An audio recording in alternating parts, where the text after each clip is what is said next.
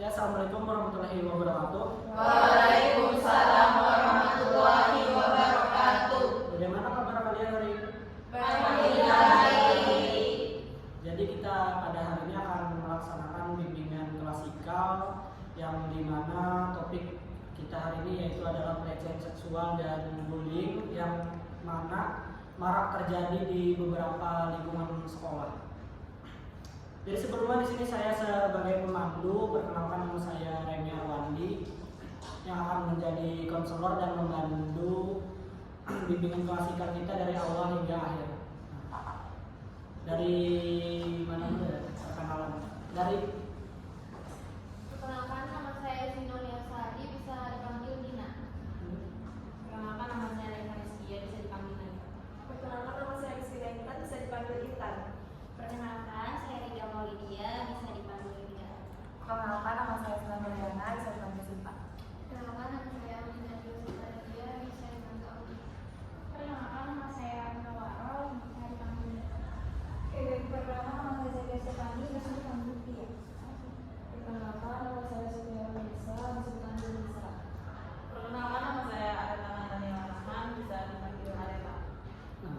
karena sudah saling mengenal satu sama lain, semoga kalau di luar bertemunya saling menyapa ya. Jadi dari kalian semua apakah ada yang sudah mengetahui apa itu tentang pengertian pelecehan seksual? Betul, Bapak. Jadi pelecehan seksual itu adalah segala tindakan seksual yang tidak diinginkan melalui permintaan untuk melakukan perbuatan seksual. Tindakan ini bersifat lisan atau fisik atau isyarat yang bersifat seksual. Nah, jadi pelecehan seksual ini marak terjadi di beberapa kalangan anak remaja yang memang mereka tidak bisa mengontrol atau melampiaskan hasratnya. Apakah bisa dipahami dari pengertian? Nah, kalau jenis-jenis apakah kalian sudah mengetahui? Kalau jenis pelecehan seksual ini ada dibedakan menjadi 4 jenis. Yang pertama itu pelecehan seksual gender, yaitu pernyataan atau perilaku yang menghina ataupun merendahkan wanita. Contohnya seperti komentar menghina atau menggambar atau tulisan yang kemudian merendahkan derajat dan martabat wanita. Nah, yang kedua itu ada perilaku menggoda, yaitu perilaku seksual yang kemudian menyinggung. Nah, ini seperti lisan kita yang sering tidak terkontrol. Terus ada penyuapan seksual, yaitu permintaan aktivitas seksual ataupun perilaku terkait seks. Terus ada pemaksaan seksual. Nah, pemaksaan seksual ini jatuhnya kepada fisik ataupun yang bisa disebut garis besar pelecehan. Terus yang kelima, pelanggaran seksual. Pelanggaran seksual ini termasuk hal berat yang antara bisa menyentuh atau merasakan tubuh seseorang. Nah, terus ada hal yang perlu dilakukan ketika mendapatkan pelecehan seksual itu, karena di sini tergolong banyaknya perempuan, tentunya kalian pertama harus menjaga diri kalian. Terus yang kedua, memberitahu pelaku ini ke pihak berwajib ataupun keluarga kalian. Terus yang ketiga, kalau memang bisa dokumentasikan karena sebagai bukti. Terus ke proses hukum. Nah, kalau di pelecehan seksual rulesnya memang begitu. Kalau memang kalian melakukan atau menjadi korban, ya dilaporkan pelakunya. Ya, selanjutnya di topik kedua yaitu bullying. Nah, dari kalian ada sudah yang mengetahui tentang bullying? Bullying ini berasal dari bahasa Indonesia dikenal sebagai penindasan atau risak. Merupakan segala bentuk penindasan atau kekerasan yang dilakukan oleh sengaja maupun tidak sengaja oleh seorang individu ke kelompok atau ke individu. Bullying ini bersifat verbal dan non verbal. Terus macam-macam bullying ini ada kontak fisik langsung. Ini berupa tindak kekerasan seperti mendorong, menggigit, mencubit atau menjambak. Terus ada kontak verbal, yaitu melalui tindakan yang mengancam. Terus ada non verbal, yaitu tindakan yang melihat dengan sinis atau menjulurkan lidah ke depan seseorang.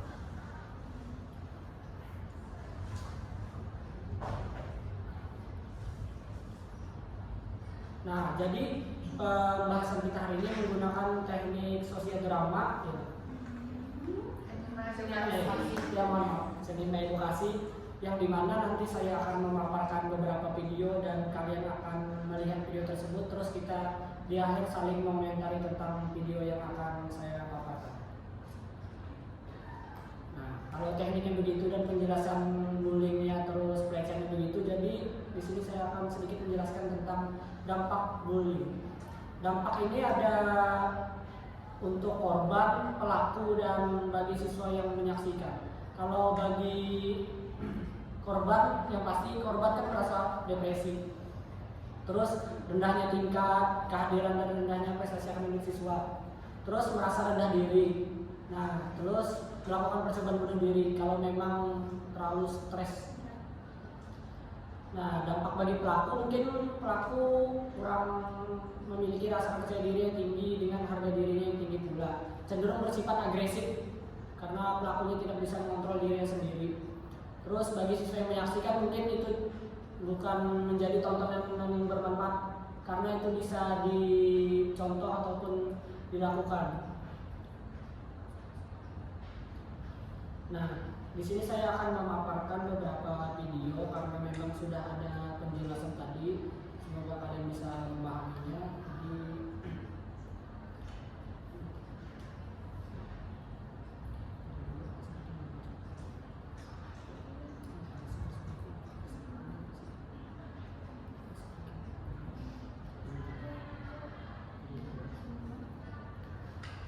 Nah, sebelum menyaksikan video, karena kalian memang terlalu tegang menjalani proses konselingnya, lebih baiknya kita ice breaking dulu.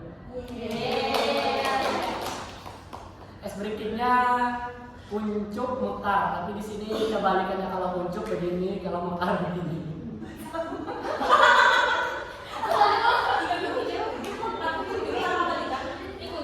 Itu tuh contoh dulu. Anjir, pertama balikannya ada. Ya, action.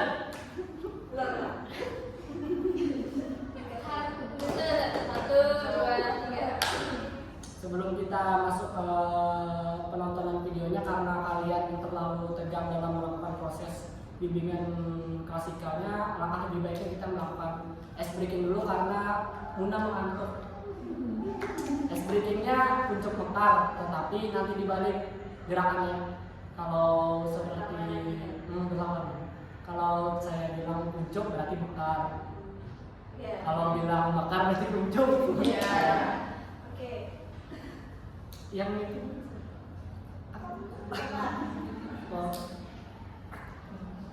satu, dua, tiga, kuncup, mekar, mekar, kuncup. Nah, terdakwa satu,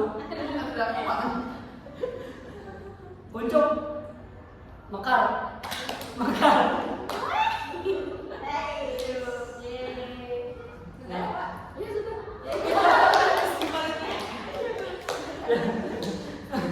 Yang penting kalian fokus dalam menjalani proses konselingnya, tidak peduli gamenya terlalu OP ya, karena kita menggunakan teknik sinema edukasi yang dimana teknik ini nanti kita menonton video terus kalian berkomentar dan bertukar pikir tentang video tersebut. Selamat menonton teman-teman.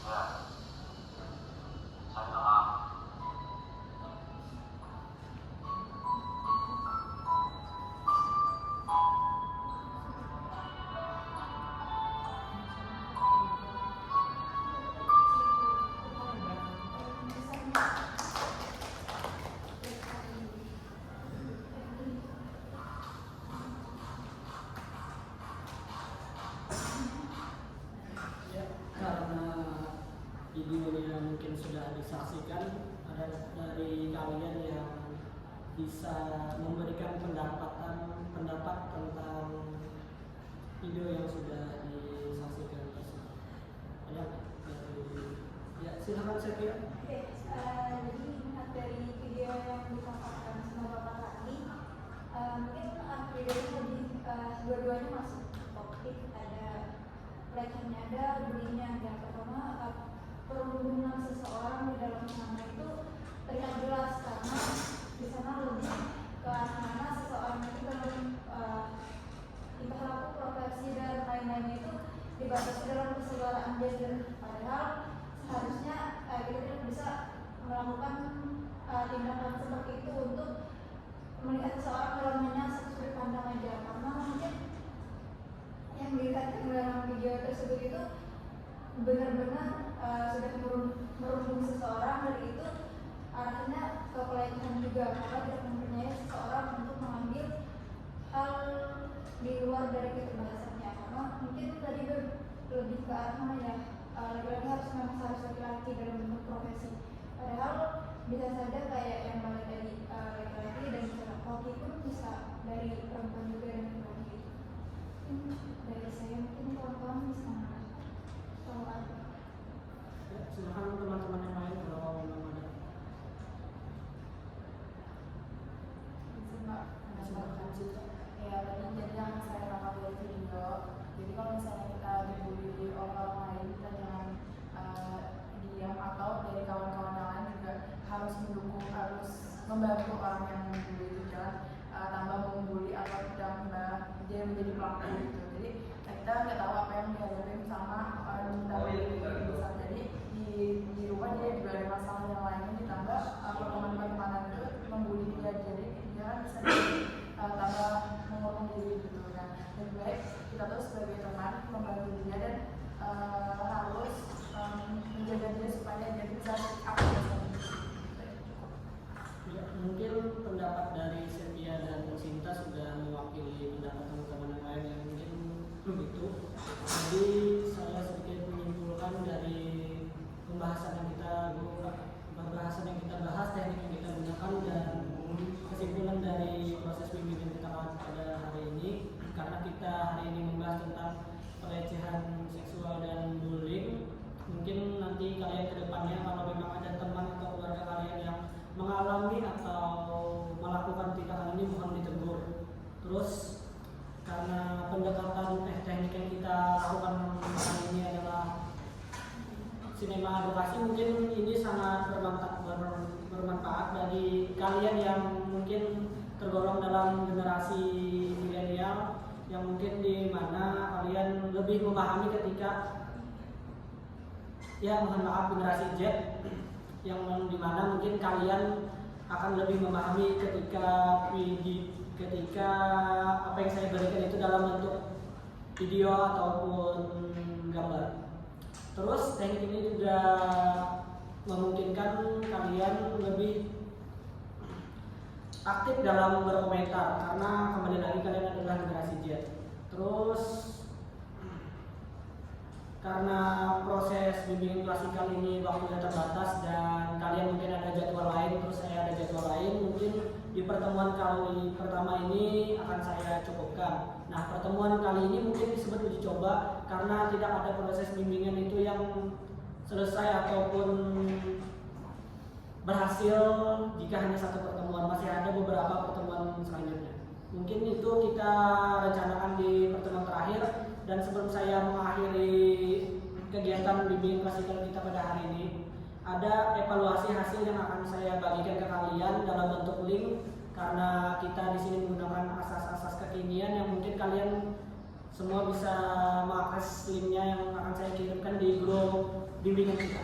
Bisa dibuka HP-nya.